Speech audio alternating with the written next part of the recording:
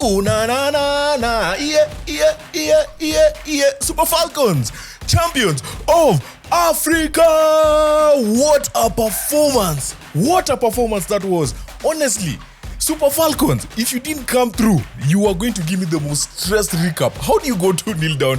You just want to add to my stress. No. I'm glad. I'm happy. I am extremely happy for Echegini, guys. If you guys don't know the story of Echegini, I had honestly, guys, I'd done a video about it. Then it was late because she made her WAFCON debut at the beginning of this tournament. So I was gonna post that video, and then it was close to the second game, like 2 hours before the second game. So I was like, does it make sense to post this video? I should have. The same way I did the same one for Andile and for Ronel Donnelly. Anyway. That aside, she has scored the winning goal in WAFCON final. Mission X.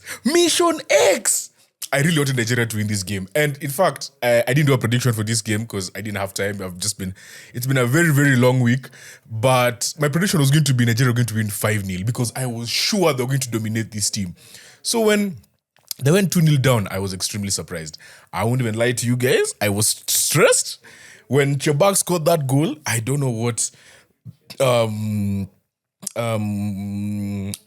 has had a very good tournament. One of my top 5 midfielders. I will do a top 5 each position. My top 5, right? I will do my top 5. I think this is the only time she really put her foot wrong.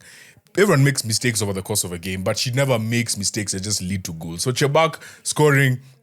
Very, very good goal. Then the second one was, I don't even know how the ball got to the back post. And Msudi, clinical finish. Now they're going into halftime, 2-0 down. And I was like, yo. And I need to give a big shout out to coach, to Chesco, Justin Madugu. This guy, so what he did was quite interesting.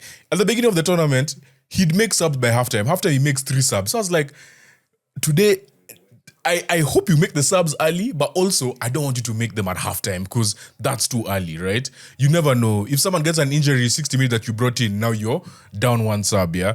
He made the subs in the 58 minutes. And honestly, both subs made a big difference. Babajide Echegini coming in for Ayinde and Hiezuo. Hiezuo, who I think didn't have the greatest game. There's a point where the ball went to the corner flag. Morocco are attacking Nigeria, so then the Nigerian corner flag.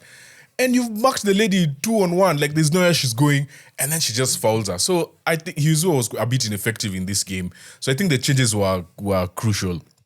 Obviously, 6 minutes later, we get the penalty. Okoronkwo slots it clinically. The changes really made a big difference, and the pressure they put in was just insane. And then again, I will say it again, after the second game, for the Botswana game, I called for Okoronkwo to start.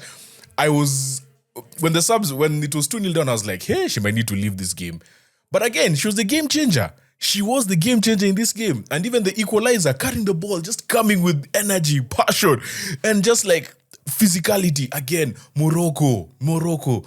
The lady at the back, Benzina. I love Benzina. I really love you.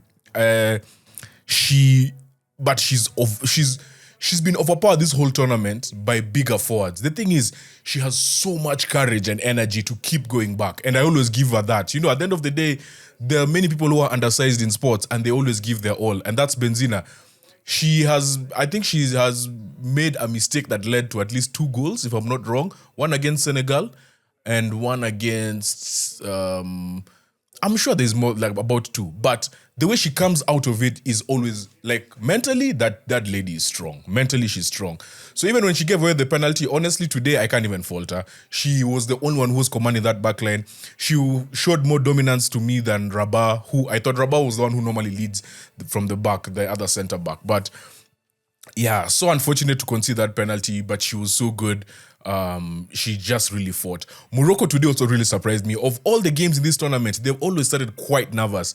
They've looked very, very shaky in all their games, like the first 20-30 minutes, and they're always conceding fast. So for them to go 2-0 up and show that much energy, I was very, very surprised in a good way. Someone who I love so much from this Moroccan team is Uzraoui. Oh my God. This chick has attitude in such a good way. There's a goal she scored in the semi-final. I don't say in the semi-final. And the way she's like, I'm here. This is me. I'm here. Yeah, she was giving Plumter a lot of problems. But yeah, Nigeria just came through. And then Echegini. What an assist from Okoronkwo. Eh? Okoronkwo had 2 assists in this game. And actually, I need to give another big shout out to her. The second assist was she showed so much unselfishness to just lay it off for Ijami Lucy to actually score that goal. So, yeah, man. I'm happy. I really didn't want Morocco to win, guys. I honestly. And then, these people always hosting this damn tournament. Guys, can we move this tournament? Next year, they're hosting it. They've hosted it this year. They hosted the last one 3 years ago. I'm like, guys. They're hosting AFCON at the end of the year. They're hosting the World Cup in like 3 years. They're hosting all the major tournaments. Can we sort ourselves out, guys, and start hosting these tournaments? Nigeria, need to be hosting a tournament. Kenya, after we host WAFCON, let's bid for the World Cup. Anyway, that's a story for another day. Niger are the champions. Let's go.